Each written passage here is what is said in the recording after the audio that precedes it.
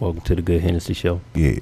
Got the homie Jack Preston in the building, man. How you doing, bro? Doing well, man. How about yourself, man? Man, I'm great, man. I'm great. You know, first off, thank you for coming by. You know what I mean? This right here kind of, me and Jack, we had a conversation. What was that like, man? Maybe about 3-4 weeks ago. 3 or 4 weeks ago, man, and like just like a real conversation. You know what I'm saying? Like sitting outside of a coffee shop, just like talking about hip hop. You know what I'm saying? I was just like, man, I got to get this brother on the show because it's just like, you know, he knows exactly what he wants to do. You know what I'm saying? It's like when you know exactly what you want to do, like I'm supporting it 100%, man. Yeah, you got the hard part out of the way. Yeah, you love it, man. Welcome to the GoodHenneC Show, man. You know, this is your platform, man, to speak on whatever you want to talk about. I know you got the new project out right now, End of the Future. Yes, sir. Which I've heard and I've listened to quite a few times. Now, you know, I'm definitely riding with that. And we just watched the video for was the intro and the the intro and the outro. Intro and outro of it. Future's beginning and Future's end, and that the video is directed by Vec Neal, who, if you don't know who he is in Atlanta, definitely look him up. That's spelled V-E-K. He's a dope, just all-purpose artist, you know, here in the city that's helping to push the culture forward. So yeah, dope, man. I wanted to ask you about the video itself. Yeah. Like the whole concept was, I don't know if you saw it, Hennessy, but like it's kind of like underlining tone like social media, like the social media awkwardness and like how people don't communicate anymore. You know what I'm saying? Like one of the illest scenes in there is like they showed like the back of a couple. You know what I'm saying? And like Right. So you think the couple is like engaging in the conversation. Then Right. the camera pans around to the front and they on the phone. Man, I already knew it. exactly. dude, I was like, that was so real when I saw that. Man, like, what's the thought process, the idea behind that whole the concept of the video? You know, really the concept of the video came from Vec, you know, and you're speaking exactly to what's going on. But more so than it being social media, it's just speaking about technology in general. You know, I'm part of a crew called Digital Good Times. We cover, you know, oh, I'm sorry. What is that? No, man, I'm just saying, like, I Digital Good Time. Oh yeah, and it is directly influenced. It definitely come from you know, synthesizer, man. Synthesizer. Equipment, y'all going track number 7. Yeah, so our crew is called Digital Good Times, and we are musicians, MCs who are now in the technology realm, and you know, we're looking to bring, you know, the tech sector, you know, to the underserved community, Black and brown people, women in tech, and so, you know, really with technology, you know, there's a human aspect that can exist in technology if you approach it the right way. But obviously, we don't always approach it that way. We use it more as a distraction than, you know, a tool for productivity. And it's just speaking to that. It's not getting too preachy or anything. It's just saying, you know, if you pay attention, you can actually enjoy a moment in the moment, you know, versus you know, Instagramming and Snapchatting and whatever, and then, you know, trying to do something a little bit later on. So. What is that human word that you said? What is that? What you say is the human aspect. Yeah. What is that?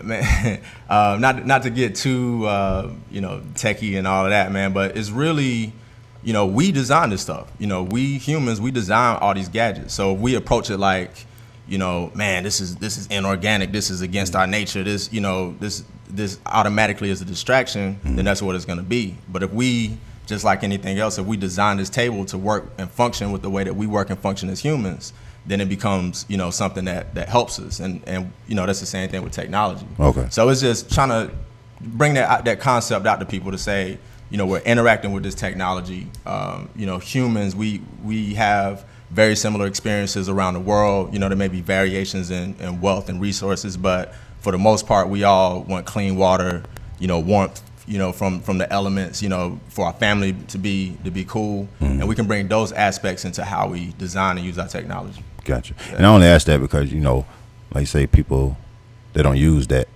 They probably don't use it because they don't know what it they don't know what it is. That's why I asked, you know. Yeah. But yeah, that's dope. That's dope. Word. Yeah, man. I'm just listening to like the conversation that, you know, answering Hennessy's question just then about just that human element in technology. And you said something that, like, until you said it, I didn't really think about it like that. Like, bro, like, we invented it. You know what I'm saying? So, like, why we're allowing something to control us that we invented? Yeah, man. Like, that's the biggest thing for, you know, folks of, the hip hop community, the black and brown communities is we're users of this technology right now. We're users more than anybody else, but we need to become creators. The same way with everything else. When we start creating stuff, we innovate it. Right. So right now we looking in the tech sector, and I know, we talking about hip hop, but we talking about tech too. We looking in the tech sector, and you got an equal amount of job openings and opportunities in the tech sector for black and brown people as there are black and brown people that are locked up. So it's like it's a pretty simple concept to grasp.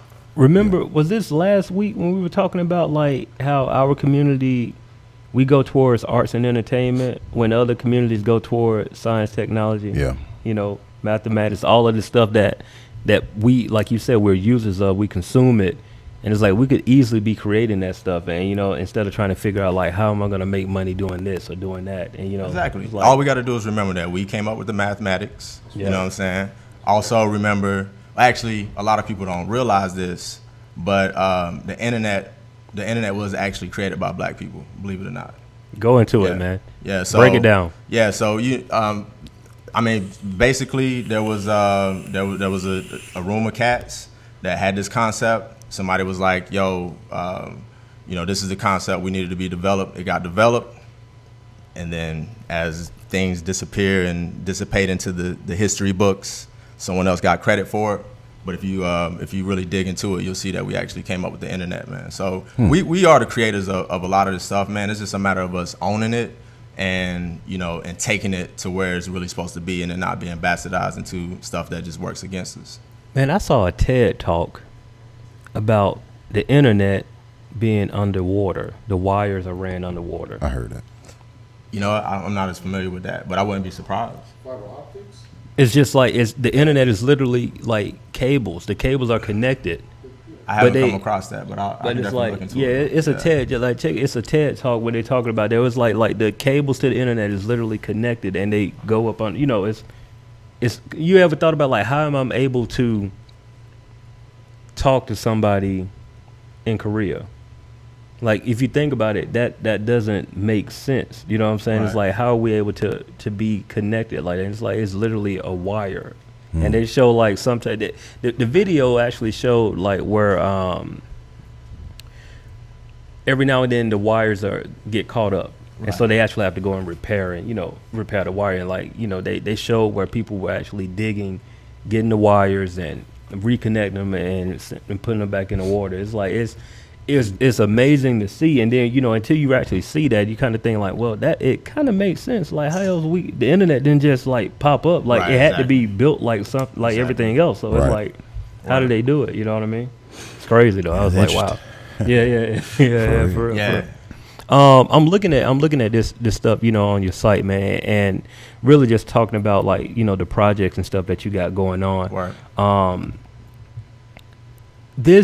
The end of the future. Why that title, man? Like, I don't, I think we talked about it briefly too a while back, but just like, why call your project? This is your body of work that you want the people to know you as. Why title it something like that? Well, I've been a musician for 20 years. I've been pursuing, career as an independent artist for about a decade. They say it take about 10 years for, stuff to pop out for a lot of people. And, the first beat that I made that I liked, I called it End of the Future. And at the time, I was projecting myself to be a particular type of artist and a particular type of person. I was like, yeah, this is how I want to be rhyming. I play instruments, so I was like, this is how I want to incorporate the instruments that I'm doing. This is the type of music I want to make. And I knew I wasn't there yet, but I knew that I could work towards being there. And so me getting to that place and being that person, for me, I was looking at that future. So once that particular future ended, I have arrived to that place and as being that artist that I am. And that's what I am today, So that's what the title is dealing with. It's dealing with, you project something for yourself, a goal for yourself, and then you move and you work towards it and you achieve it.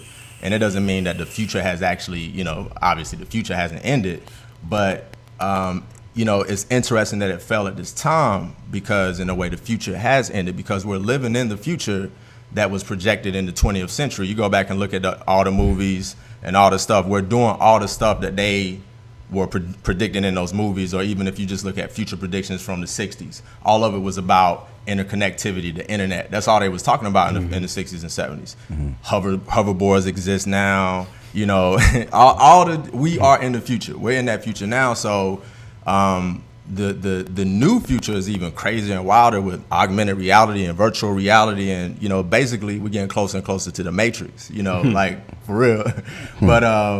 But while we're in this particular future, one of the other things is that, you know, we see that a lot of the models, you know, everything from the food model to the technology model to the education model, everything is messed up, and all the models need to be redesigned. So while we're here in this transitional space where we're seeing all this crazy stuff happening, and, you know, stuff that's kind of popping off in the news the way it's been happening over the past few years, like, none of this stuff is coincidental. This time is what it was predicted to be, you know. So we decide whether we want to move forward with the same old stuff, or we want to change it up. Dope. Yeah, he over here talking that talk, man. he talking that talk, man. You said something, man, and this may have absolutely nothing to do with what you was talking about, but for some reason this popped up in my head. Have y'all ever just looked at school lunch in other countries? Like, you know what? I haven't looked at that particular. Bruh, this is just a little good Hennessy moment. Take the time to look at school lunches in other countries and compare it to what we eat for school lunch. I already know, here. Man. Yeah, I already know. It'll blow your mind, bro. Yeah. So it'll literally blow your mind. Like what I remember growing up in school, I looked forward to Wednesday because we used to have the Wendy's chicken sandwich. That was probably the realest thing that we had. You know what I'm saying? Pizza, square pizzas the other day. The best pizza, by the way. Go and look at what they have in Italy for lunch. Yeah. Go and look at what they have in Paris for lunch. In what direction are we going? Oh, bruh. You don't, like, if you just, like, literally look at the article, they have, like, you can scroll down and just see it.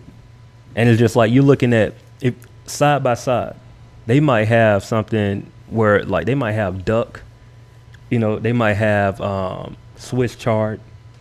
They might have, you know, potatoes. There's a few schools like that here in the U.S., but, you know, they got it. You know, you got to pay that coin. Pretty penny. You're probably paying $30,000 a year to go to that school. Oh, okay. But I will say to the people that right here in Atlanta, there's a whole community of, you know, growers that's growing, you know, farming food. I know a couple I can just throw out there. Grow Where You Are.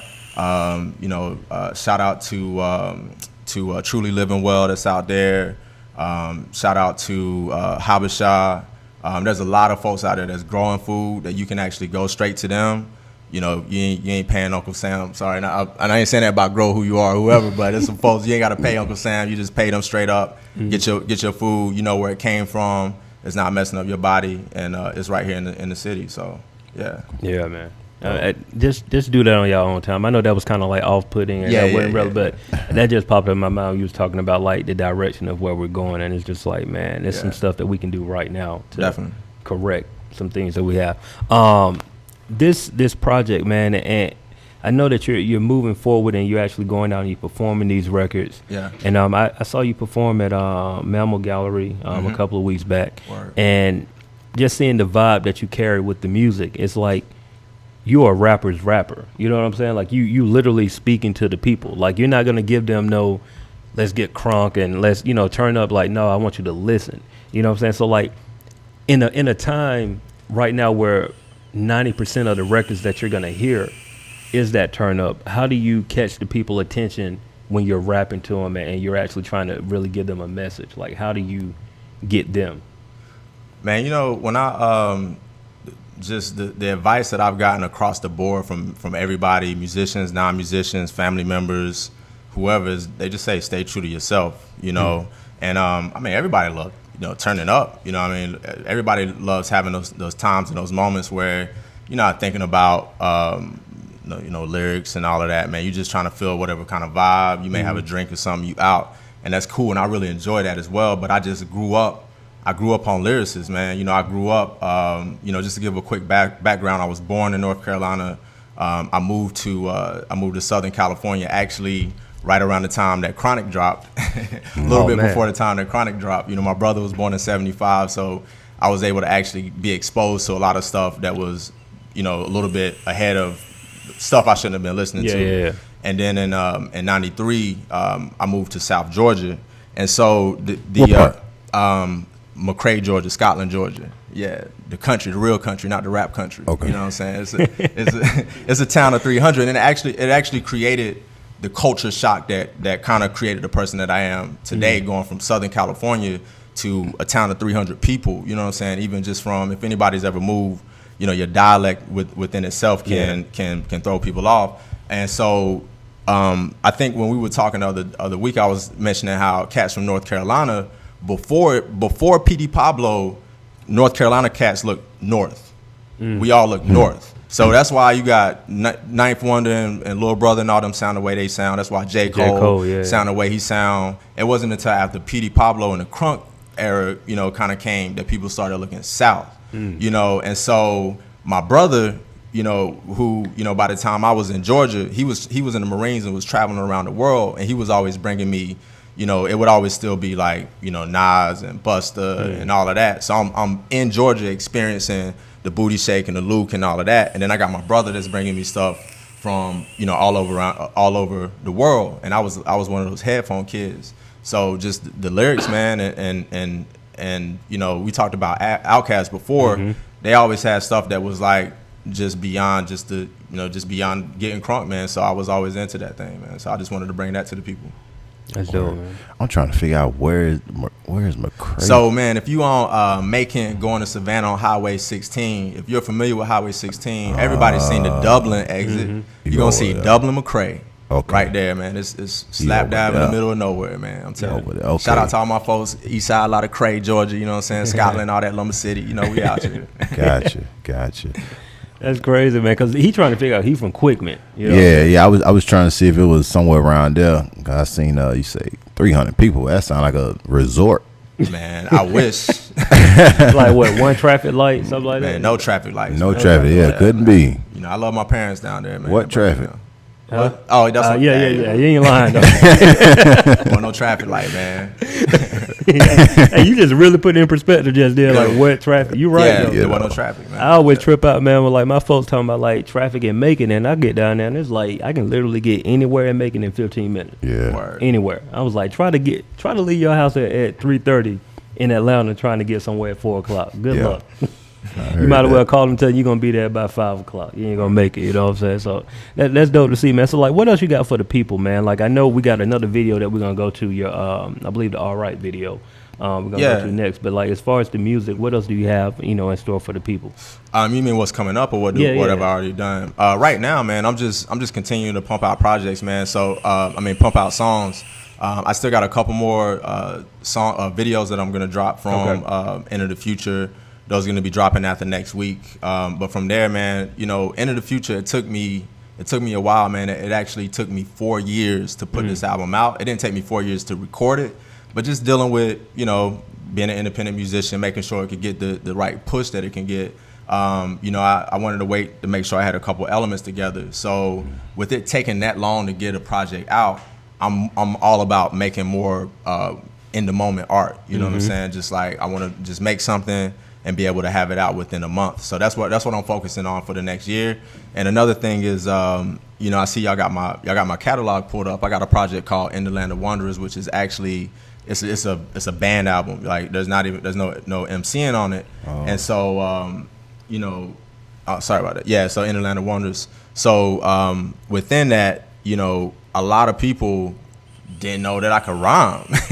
A lot, because for a minute here in Atlanta, I was rocking with the band. If anybody knows about the Dojo, aka the Dojo Collective, at one point we was like a 15-person band, in the spirit of the James Browns and even how the Outkast used to do it, and all these big bands. And so people just knew me as a dude that was playing guitar and doing vocals and that kind of thing. And they didn't realize I was one of the illest MCs in the city. So what you see? I like how you did that. Yeah, I see that. Ain't nothing wrong with that. Go ahead and put that in there. Put that in there. Within that, I'm making a point to just rhyme, and not just be rapping the rappity rap. I'm gonna make records, but I just want to let people know, like, as this change is happening, and we're in post trap, as I call it, and people are starting to look at lyricists and songwriters again, and something just a little bit beyond just the turn up, then I'm gonna be right there as one of those cats that they look to. Dope. My boy said post trap. I like that. Yeah, we've been post trap for about 2-3 years, man. You know, and as a matter of fact, I really feel like Future's album really truly marks the end of the trap era. And I know that's probably like somebody out there like, man, what's this cat talking about? But you know, if you look at the past, you know, you look from whatever crunk to snap to trap. And probably when it was around in the snap era, most of us could say we didn't expect that it was gonna take over to the point where in Dr. Dre's album you're hearing the influence. You know what I'm saying? You're hearing the Southern influence in Dr. Dre's album. You know, that era it was a beautiful thing, but the downside of it is it didn't show the true diversity of Atlanta hip hop. So we talk about Outkast a lot, man. And if you really go into your history, one of the reasons why my man really likes ATLians was because, you know, from the classic line of, you know, the South got something to say. In ATLians, there was still a little bit of that proven to the New York establishment that they could do it.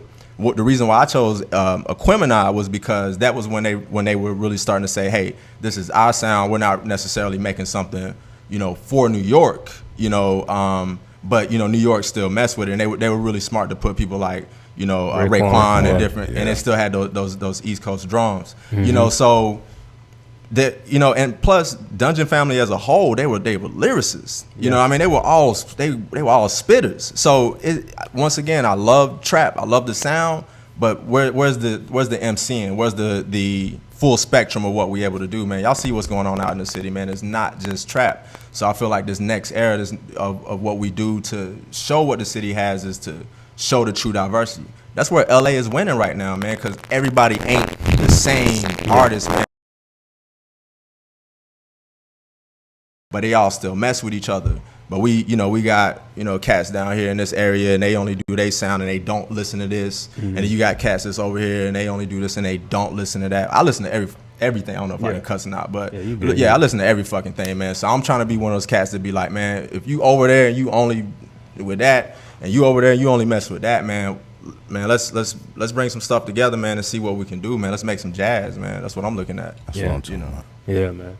That's it, yeah, man. That's Jack Prez, man. So look, man, how can the people contact you, man, if they want to get the project, if they want to hear more from you, if they want to even work with you on the music tip, like how can people connect with you? Man, everything is Jack Press, JACKPRES. That's jackpress.com, Jack Press on everything, Twitter, Instagram, everything except for YouTube is Mr. Jack Press, because some person. Yeah, I know, man. If you go to YouTube /Jack Press, you'll see what I'm talking about. But everything is Jack Press, man. So definitely holler at me. Also, make sure you check out my crew, Digital Good Times at digigoodtimes.com. As a matter of fact, we're doing an event this Saturday at General Assembly, ironically called Synthesizer. It's gonna be free beer and virtual reality goggles, because we're doing it like that. Free beer? Free beer and virtual reality goggles. Don't sleep on the virtual reality goggles, y'all. When is this? This Saturday? Saturday at 5 p.m. 5 p.m. at General Assembly at Ponce City Market, across from Whole Foods in Ponce. Okay. Yeah, we might have to just make a guest appearance. Free beer and virtual reality. That's dope, man. But look, hey, we're gonna go to your video.